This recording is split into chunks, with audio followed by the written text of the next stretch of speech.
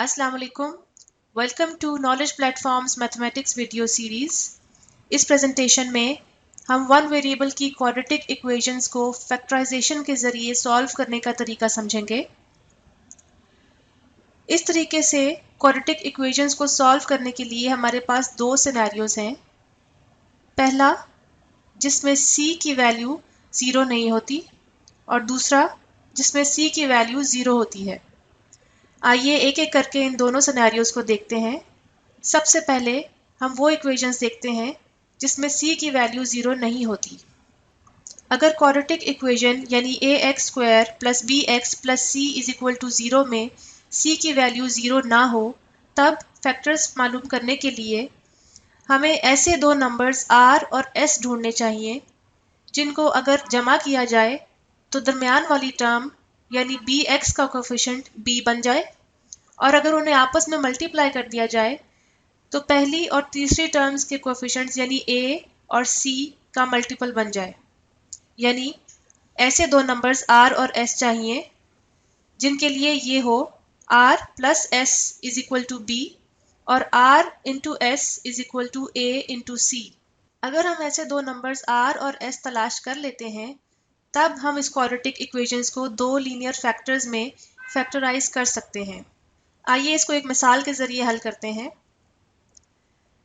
फर्ज कीजिए हमारी क्वाड्रेटिक इक्वेशन कुछ यूं है, 3x square minus 7x minus 20 is equal to 0। इसको क्वाड्रेटिक इक्वेशन की स्टैंडर्ड फॉर्म के हिसाब से देखिए तो a 3 है, b माइनस 7 है और c माइनस 20 है। क्या हम ऐसे दो नंबर्स r और s तलाश कर सकते हैं जिनको अगर जमा किया जाए तो b यानी माइनस 7 हासिल हो, और अगर उन्हें मल्टीप्लाई किया जाए तो AC यानी माइनस 60 हासिल हो। इन दो इक्वेशंस यानी r plus s is equal to minus 7 और r s is equal to minus 60 को अगर साइमल्टेनियस इक्वेशंस की तरह सॉल्व करेंगे तो हमारे पास फिर से क्वाड्रेटिक इक्वेशन आ जाएगी। लिहाजा इसको करने के लिए ये तरीका दुरुस्त नहीं है।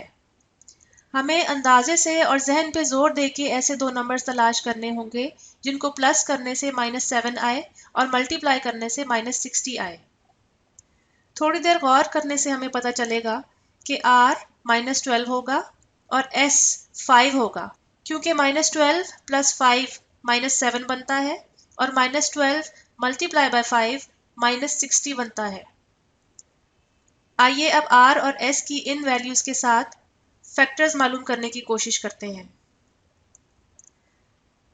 Equation 3x square minus 7x minus 20 को हम इन फैक्टर्स की मदद से यूं लिख सकते हैं, 3x square minus 12x plus 5x minus 20। गौर से देखिए, हमने सिर्फ दरमियान वाली टर्म यानी माइनस 7x को तोड़कर दो टर्म्स की शक्ल में लिख दिया है, यानी माइनस 12x प्लस 5x। इस तरीके से तोड़ने से हम दो दो टर्म्स को आपस में जोड़ के आसानी से फैक्टर्स मालूम कर सकते हैं। देखिए, पहली दो टर्म्स में से अगर 3x कॉमन ले लिया जाए तो x माइनस 4 अंदर रह जाता है। इसी तरह अगली दो टर्म्स में से अगर प्लस 5 कॉमन ले लिया जाए तो x माइनस 4 अंदर रह जाता है। अब यहाँ दो टर्म्स हासिल हो गई जिनमें x माइनस 4 का फैक्टर कॉमन है।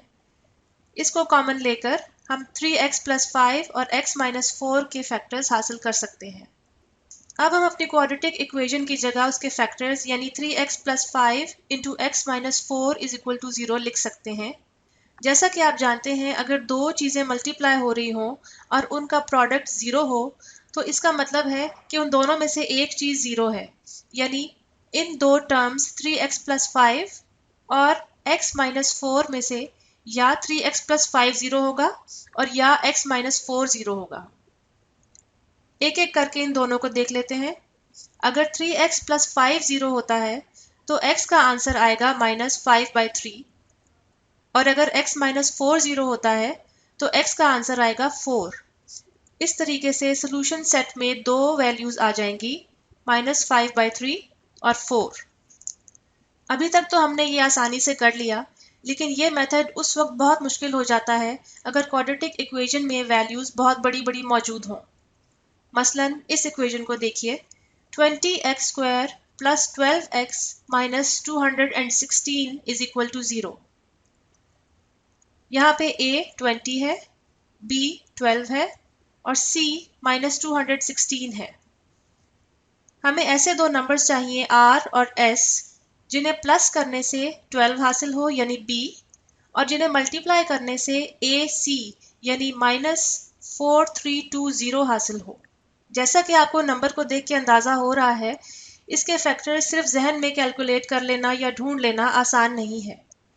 ऐसी इक्वेशंस को हल करने के लिए हम क्रॉस मल्टीप्लिकेशन मेथड का इस्तेमाल करते हैं। क्रॉस मल्टीप्लिकेशन मेथड को तफसील से समझते हैं, इसको गौर से देखिए।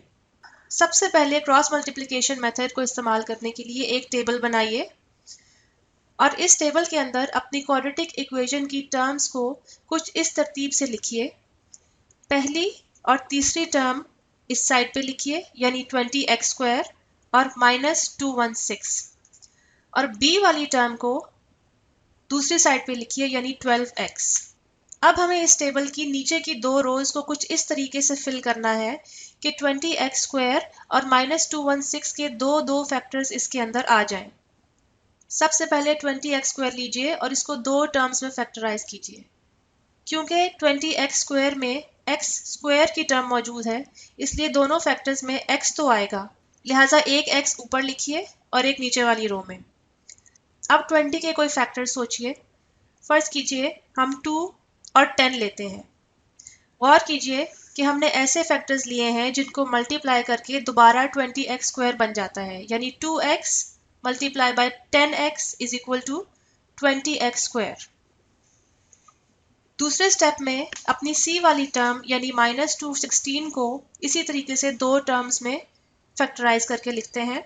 फर्ज कीजिए हम लेते हैं -4 और 54। चेक कर लीजिए कि 54 मल्टीप्लाई बाय -4 -216 ही होता है। अब इन फैक्टर्स को इस तरीके से क्रॉस मल्टीप्लाई कीजिए कि मल्टीप्लिकेशन का आंसर हम तीसरे कॉलम में लिखें, यानी 2x को 54 से मल्टीप्लाई कीजिए और आंसर 108x इस कॉलम में लिखिए। इसी तरह 10x को -4 से मल्टीप्लाई कीजिए और आंसर इस कॉलम में लिखिए -40x।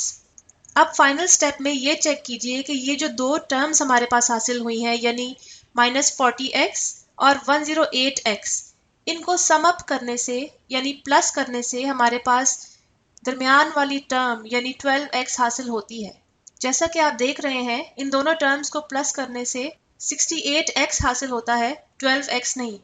इसका मतलब ये हुआ कि ये दो फैक्टर्स जो हमने सेलेक्ट किए थे ये दुरुस्त नहीं थे। इसको करने के लिए अब हम ये करेंगे कि दोनों टर्म्स यानी 20x स्क्वायर और -216 के फैक्टर्स अलहदा से लिख लेंगे। 20x स्क्वायर के फैक्टर्स हैं 1x into 20x, 2x into 10x जो हमने पिछले पेज पे ट्राई किया था, और 4x इंटू 5x। इसी तरीके से -216 के फैक्टर्स हैं -1 इंटू 216, -2 इंटू 108, -3 इंटू 72, -4 इंटू 50। इसी तरह ये तमाम फैक्टर्स हमने लिस्ट डाउन कर लिए।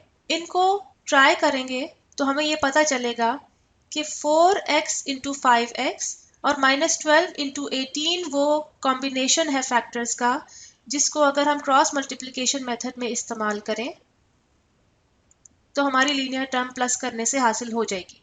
ये देखिए 4x और 5x को यहाँ लिखा, -12 और 18 को -216 के कॉलम में लिखा और क्रॉस मल्टीप्लिकेशन की।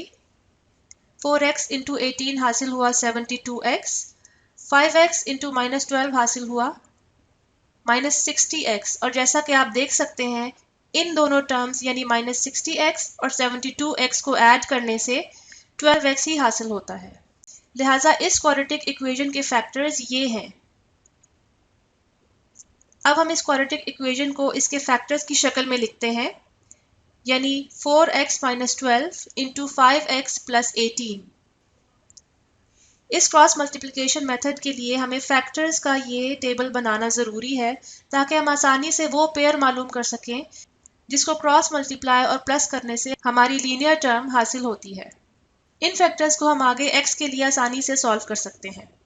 अब हम वो सिनेरियो देखते हैं जब क्वाड्रेटिक इक्वेशन में c की वैल्यू 0 हो। क्वाड्रेटिक इक्वेशन है ax² + bx + c = 0। क्योंकि c 0 है इसलिए हमारी इक्वेशन बन जाएगी ax² + bx = 0। अब यहाँ पे आप यकीनन चाहेंगे कि पूरी इक्वेशन को x से डिवाइड कर दें और आपके पास ax + b = 0 आ जाए। लेकिन अगर आप ऐसा करेंगे तो आपके पास एक ही रूट आएगा और हम जानते हैं कि क्वाड्रेटिक इक्वेशन के 2 रूट्स होने चाहिए। लिहाजा इक्वेशन को थ्रू आउट x से डिवाइड करना सही सोल्यूशन नहीं है। दर हकीकत आपको ये करना चाहिए कि आपको कॉमन क्वांटिटी यानी x कॉमन लेनी चाहिए और अंदर फिर आपके पास रह जाएगा ax + b। आपकी इक्वेशन बनेगी x × ax + b = 0।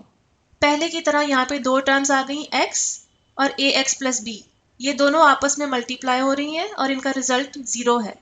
इसलिए या तो x 0 है या ax + b 0 है। इसको सॉल्व करके हम हासिल कर सकते हैं x = 0 और x = -b/a। सोल्यूशन सेट बनेगा 0 और -b/a। इस चीज को गौर से देखिए कि जब भी c 0 होता है x हमेशा कॉमन निकल आएगा और इसकी वजह से एक रूट हमेशा 0 ही आएगी। आइए अब इसका एक एग्जाम्पल देखते हैं। 8x² - 3x = 0। इसमें से x कॉमन लीजिए, 8x - 3 अंदर रह जाएगा और सॉल्व करने से हमारे पास या x = 0 आएगा या 8x - 3 = 0 आएगा, जिससे निकलता है x = 3/8। सोल्यूशन सेट बनेगा 0 और 3/8। Thank you for watching the presentation.